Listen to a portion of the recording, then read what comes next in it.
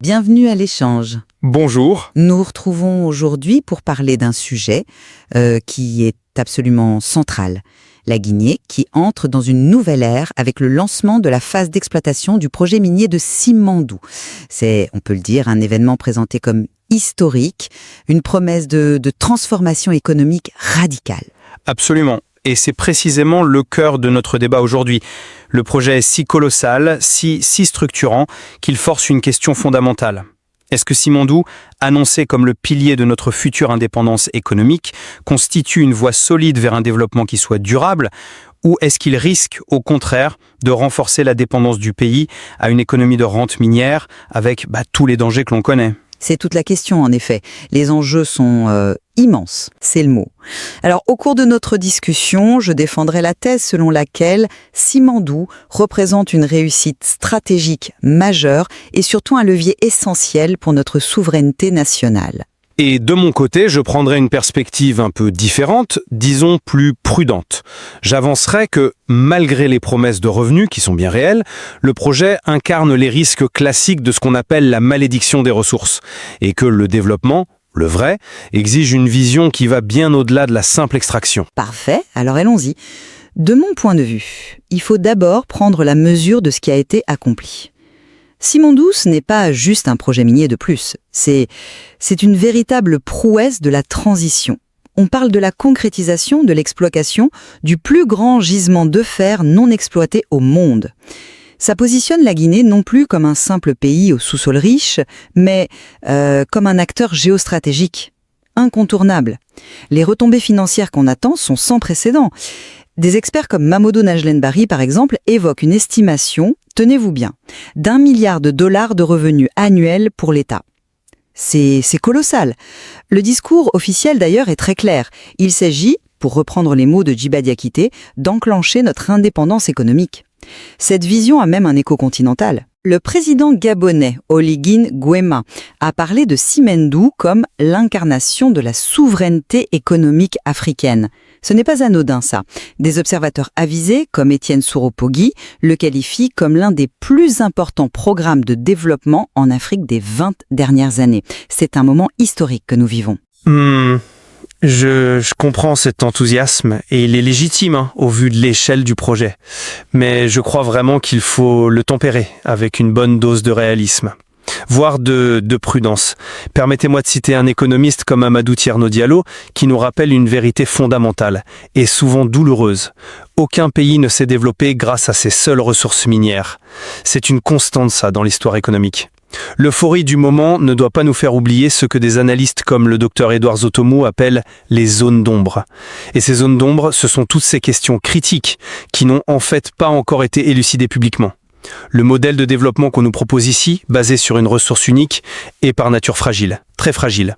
Il nous rend dépendants des cours mondiaux du fer qui sont, on le sait, très volatiles. Mais au-delà de ça, il nous expose directement à la fameuse malédiction des ressources. Ce phénomène paradoxal où l'afflux d'argent facile des mines, il finit par étouffer tous les autres secteurs productifs de l'économie.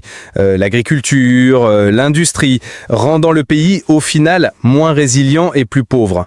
Donc, la vraie question, ce n'est pas la taille du gisement, mais notre capacité en tant qu'État à utiliser cette manne pour construire une économie diversifiée. Et ce défi, lui, il reste entier. Je vous suis sur la nécessité d'une bonne gouvernance, c'est évident. Mais vous semblez ignorer la dimension la plus importante ici, la souveraineté. Vous parlez de dépendance, mais moi je vois au contraire une autonomie financière inédite.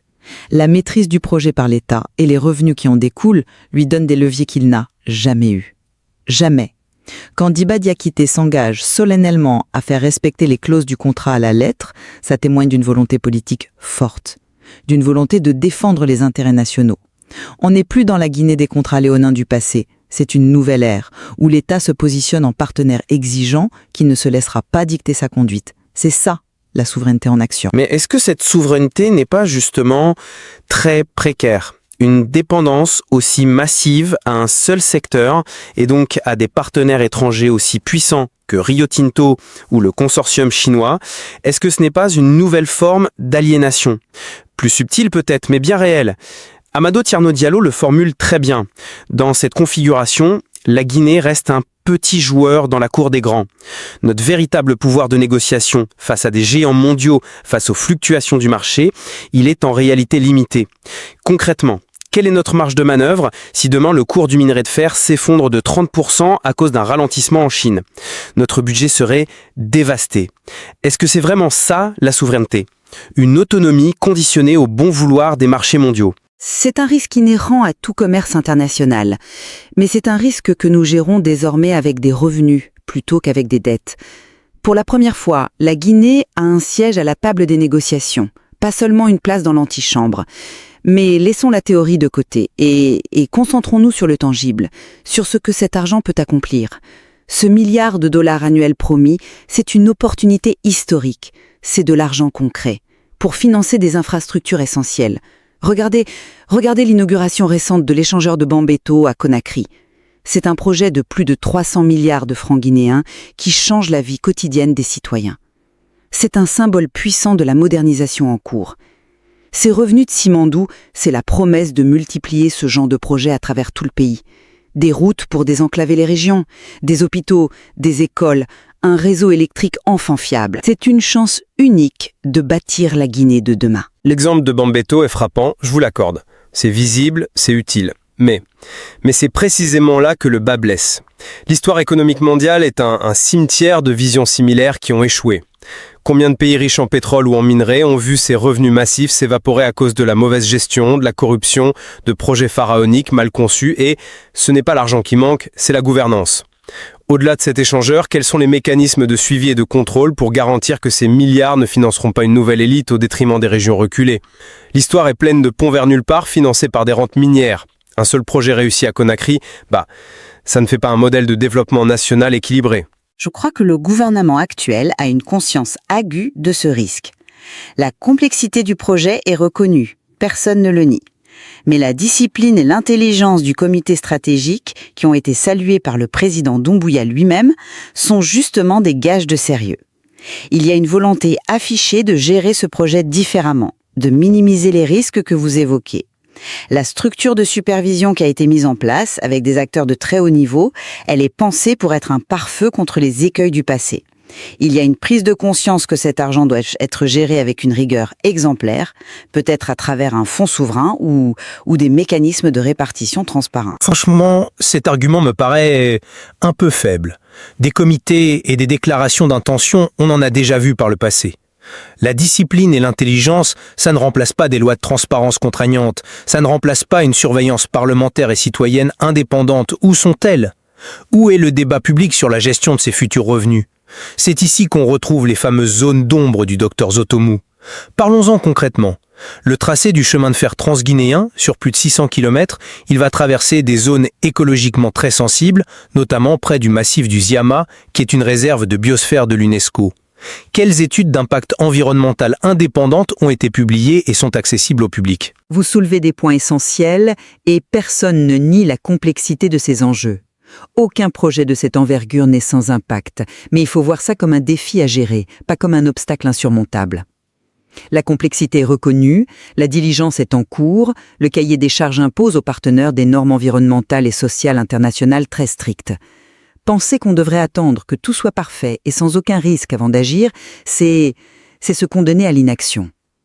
L'alternative, qui est de ne rien faire et de laisser cette richesse dormir sous terre, n'est pas une option viable pour le développement du pays. Mais le choix n'est pas entre tout faire maintenant dans l'opacité et ne rien faire du tout. C'est une fausse dichotomie. Le vrai choix, c'est entre un développement précipité et un développement durable et transparent. Le fait que nous, citoyens observateurs, ayons encore du mal à obtenir des réponses claires sur les clauses sociales et environnementales précises du contrat, même à ce stade avancé, c'est un véritable signal d'alarme. Comment les milliers de paysans dont les terres seront traversées par le chemin de fer seront-ils compensés? Sur quelle base? Quelle garantie avons-nous sur la gestion des bassins versants ou la fragmentation des habitats pour la faune? Le silence relatif sur ces questions suggère que la priorité absolue, c'est l'extraction rapide du minerai, peut-être au détriment de la protection à long terme de nos populations et de notre patrimoine naturel. C'est dans ces zones d'ombre que se nichent les futurs conflits. et les regrets de demain. Pour moi, malgré les défis que vous soulevez, et ils sont réels, je l'admets, Simandou reste un tournant décisif. La vision stratégique et la volonté politique qui sont affichées aujourd'hui nous offrent une chance historique, une chance de transformer notre potentiel minier en une prospérité qui soit partagée et durable. C'est un pari sur l'avenir, oui, c'est un pari sur notre capacité à bien gérer cette opportunité. Mais c'est un pari que nous devons oser prendre. Le potentiel du projet est indéniable, personne ne le conteste. Mais pour moi, il agit surtout comme un miroir grossissant du défi central de la Guinée. Comment échapper, au paradoxe de l'abondance, cette malédiction d'être riche sous terre mais de rester pauvre en surface. Le succès de Simandou, il se mesurera moins à la quantité de minerais extraites ou au nombre de kilomètres de rails posés qu'à notre capacité à mettre en place une gouvernance réellement transparente et une stratégie de diversification économique ambitieuse. Une stratégie qui prépare l'après-mine. Au fond, nos deux perspectives s'accordent sur le caractère absolument critique de ce moment pour l'avenir de la Guinée. Ce projet nous place à une véritable croisée des chemins. Exactement. Et la véritable question qui demeure, ce n'est pas celle de la richesse de notre sous-sol, on la connaît. C'est bien la nature du modèle de développement que nous choisirons de construire à partir de cette richesse. Les éléments que nous avons examinés aujourd'hui ne sont qu'un point de départ pour poursuivre cette réflexion essentielle.